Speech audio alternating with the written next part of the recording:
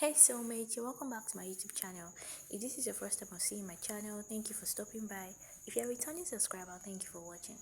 So in this tutorial, we're going to be learning how to make this beautiful top that has a stylish peplum design and a stylish structured sleeve with a bishop neckline. So if you're interested in learning this, please join me while we get started.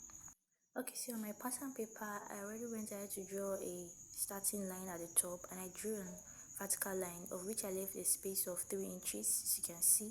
So from that 3 inches, that's where I'm going to be starting all my measurements. So I marked my shoulder to bust, shoulder to under bust, shoulder to waist, and shoulder to the full length of this top. Okay, and after marking that, I just drew straight lines across and labeled them. So now from that starting line where I marked 3 inches, I marked my shoulder measurement divided by 2, came down by 1 inch, and I marked 7 inches, which is my armhole depth. And how to get the armhole depth is dividing your bust circumference by 6 and adding 1.5. That was what I got there. So I'm using a bust circumference of 33 inches. Okay, so now I marked that line as my chest line. I drew straight line there too for it to become my chest line, and I labeled it. Okay, then I went ahead to connect the armhole depth like that. So I'm using a neck width of 3 inches and a neck depth of 1.5 inches. So I'm connecting that 3 inches width to the shoulder to get my shoulder slope, because the shoulder is not straight. Okay, so I'm going to connect the neck with a curve like this, as you can see.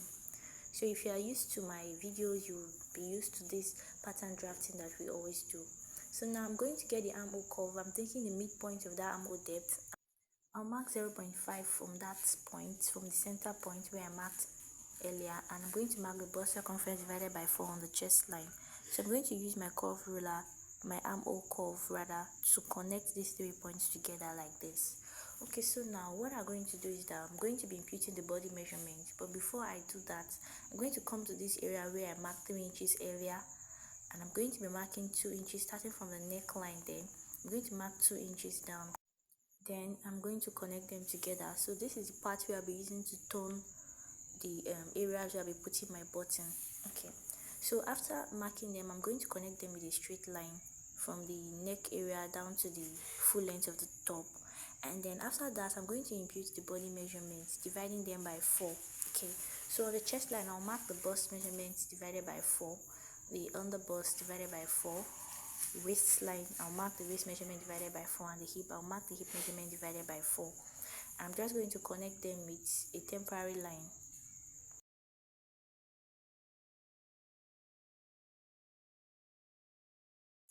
Okay, so I'll be marking the waist to the hip, connecting the waist to the hip first, and then from the chest line to the waist, I'm just going to use broken lines to connect them. This is because this is not the actual line we're going to be using. I'm just using them to serve as a guide. Okay, so after this, I'm going to go ahead and cut out the waist to the full length. Okay, I'm going to cut it out because we're not going to be working on it. We're not going to be putting any dart on it. We're only going to be working with this upper parts. So now I'm going to take the bust span measurement, which is the nipple to nipple measurement divided by 2. I'm going to mark it on the bust line down to the waist and connect it together with a straight line like this. So after that, I'm going to take a dart allowance of 0.75 on both sides. Okay, so I'm just going to come down from the bust line by 0.75, and I'm going to connect them together like this. Okay, then now I'm going to try to tighten the under bust, and to tighten it, I just mark 1.25 on both sides from the bust span line. Okay, so you can use 1 inch, you can use 1.5. It's okay, it's going to work. For a plus size, you can use 1.5. Okay, so I just went ahead to repeat the same thing on the waist area. Then I just connect them together like this. So now I'm going to be using my curve to connect the under bust to meet that bust line where we came down by 0.75. You can see the way I place my ruler, so I can connect it to get a curve. Okay, so after doing that, now I'm going to take the measurement of the armhole curve. Okay, I'm just placing my tape to get the correct measurement of the armhole curve, and I'm going to divide it by 2.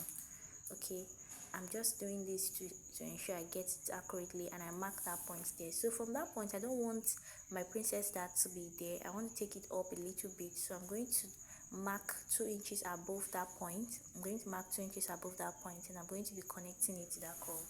But if you don't want to do this, you can still use the midpoint, okay, of what you got for the armhole curve. It's fine.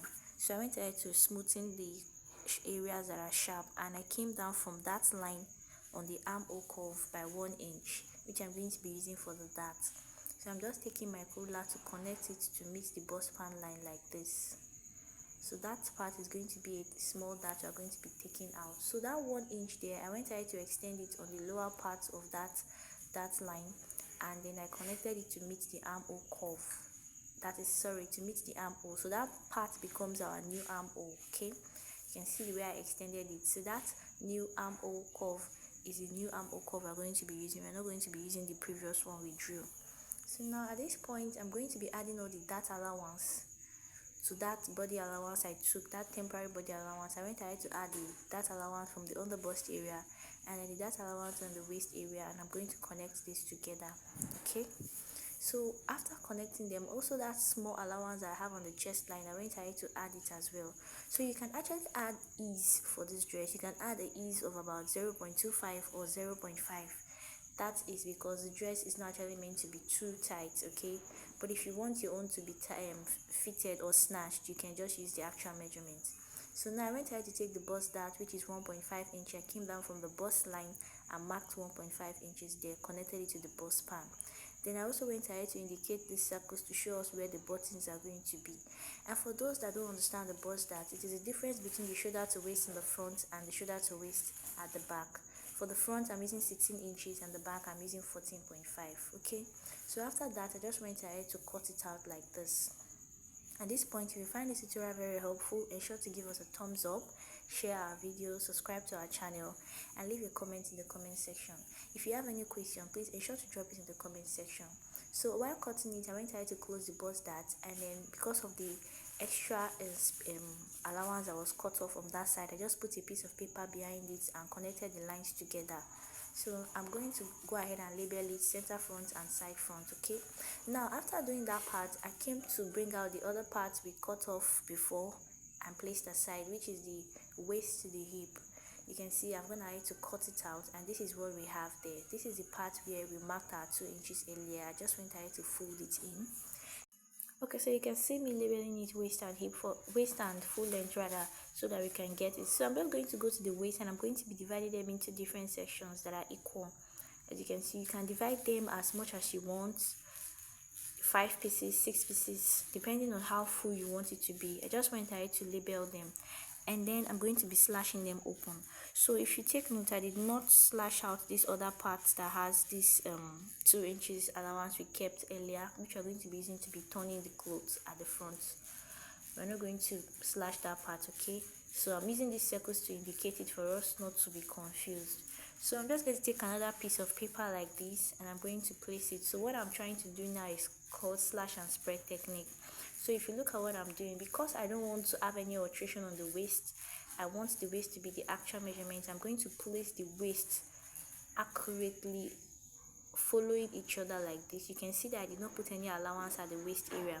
The allowance I'll be putting is on the lower part of this dress. Okay, I'll be using the allowance at the lower part of this dress, and I'm going to be securing it with a tape. So you can do this, spreading it as much as you want, 2 inches, 3 inches, depending on how wide and full you want it to be. Then after that, you just add allowance of half an inch all round. Please ensure that you mark the correct measurement. Don't just use your free hand to sketch this, okay? Mark half an inch all round before you go ahead and cut it out. Okay, so if you have any question, please ensure to leave it in the comment section, okay? So ensure you put the accurate measurement before you cut it out, and spread it as much as you want, okay?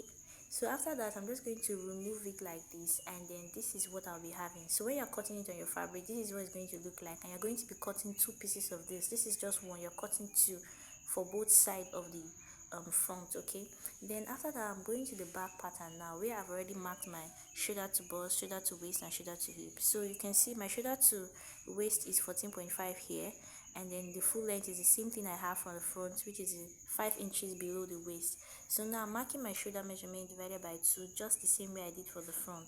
I came down by 1 inch and then marked the armhole depth of 7 inches and connected it with a straight line to get my chest line.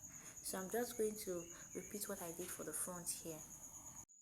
Okay, so I marked the shoulder measurement divided by 2 on the chest line, and I connected that armhole depth together like this. So I marked the neck width of 3 inches here, and this place I marked 1 inch unlike the front pattern. So the 3 inches I connected it together to get my shoulder slope, and I also went ahead to connect the neck width like this.